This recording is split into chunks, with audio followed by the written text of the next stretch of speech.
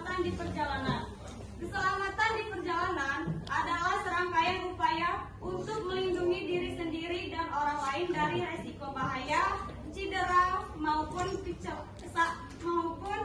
kecelakaan saat melakukan aktivitas berpindah tempat, baik sebagai pejalan kaki, pengendara maupun penumpang. Selanjutnya di sini ada aturan keselamatan di jalan. Yang pertama adalah mematuhi rambu dan peraturan lalu lintas. Contohnya misalkan ketika lampu merah itu tandanya kita harus apa anak-anak? Berhenti. Iya betul. Itu adalah salah satu contoh dari mematuhi peraturan rambu-rambu lalu lintas. Lalu ketika lampu kuning itu tandanya kita harus apa? Berhati-hati. Iya betul.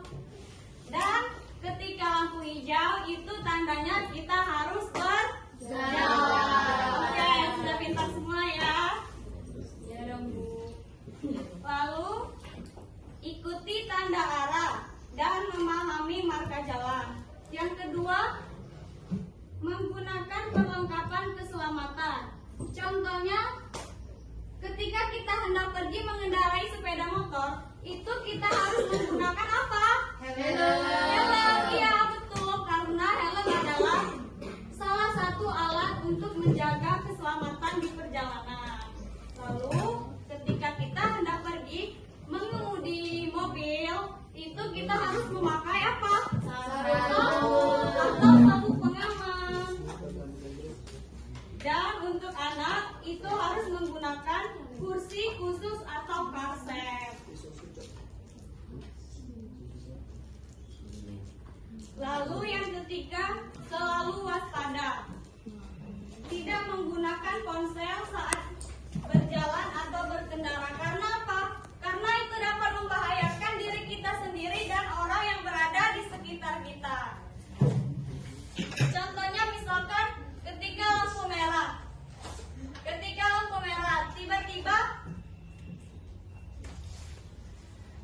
lampu merah itu kita bisa menabrak orang yang berada di depan kita dan terjadilah kecelakaan beruntun. Lalu fokus pada kondisi jalan, menghindari interaksi mengganggu konsentrasi. Yang keempat, mengutamakan pejalan kaki, berhenti di zebra cross, memberi kesempatan menyeberang. Lalu yang kelima, mematuhi batas kecepatan, tidak mengebut dan mengurangi kecepatan jika berada di jalan licin. Lanjut yang keenam, menyalakan lampu sesuai kebutuhan. Lampu utama digunakan pada malam hari dan lampu sen digunakan pada saat kita ingin belok kiri, hidupkan lampu sen kiri. Ketika kita ingin belok kanan, hidupkan lampu sen kanan. Oke. Lalu lampu hazard hanya saat darurat. Yang ketujuh, menjaga jarak aman. Tidak terlalu dekat dengan kendaraan lain karena membuat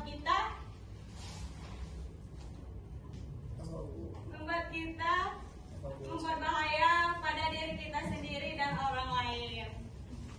Yang kedelapan ada berkendara dalam kondisi yang sehat, seperti tidak mengantuk, karena jika kita mengantuk membuat kita tidak fokus pada perjalanan dan dapat membahayakan kita dan orang sekitar. Lalu yang kesembilan, tertib sebagai pejalan kaki, menyeberang di tempat yang aman seperti di zebra cross dan jembatan. Tidak berjalan di tengah jalan dan berjalan di trotoar jika pejalan kaki.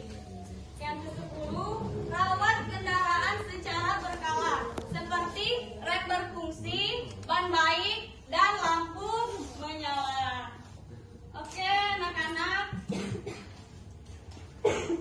mungkin Ibu rasa kalian sudah paham tentang aturan keselamatan di perjalanan.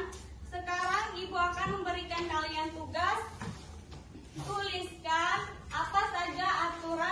keselamatan di perjalanan.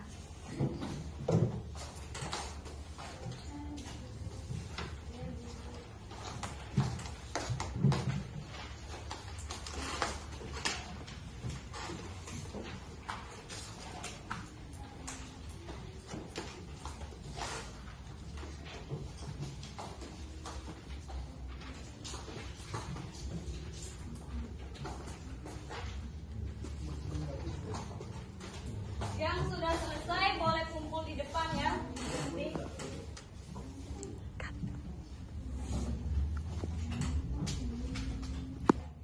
Yang sudah selesai boleh kumpul nak di depan tugasnya.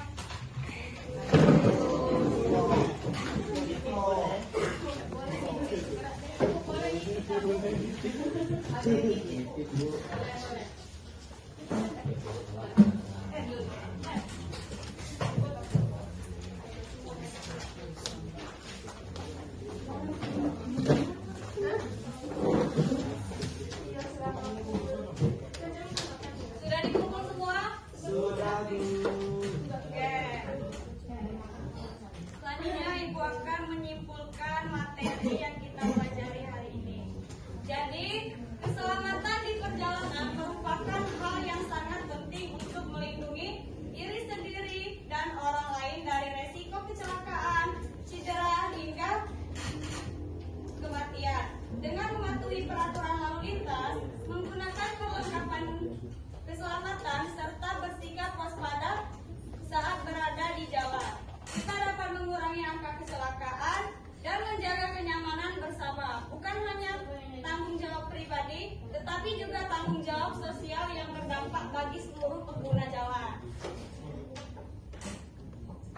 Jadi anak-anak, mari kita bersama-sama mematuhi peraturan lalu lintas. Seperti gunakan helm dan sabuk pengaman, hindari bermain ponsel saat berkendara, dan selalu waspada terhadap sekitar.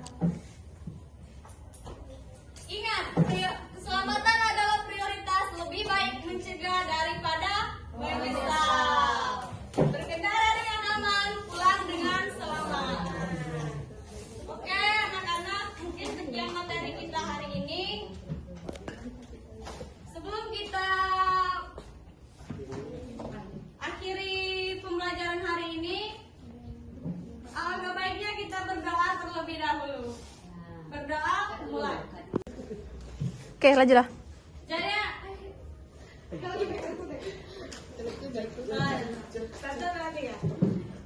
sebelum kita menutup pelajaran hari ini, alangkah baiknya kita berdoa terlebih dahulu. Berdoa, mulai. Doa selesai. Terima kasih untuk anak-anak semuanya yang sudah bersemangat mengikuti pelajaran hari ini. Ibu mohon maaf jika ada salah kata. Saya akhiri dengan wabillahi taufiq wal hidayah. Wassalamualaikum warahmatullahi wabarakatuh.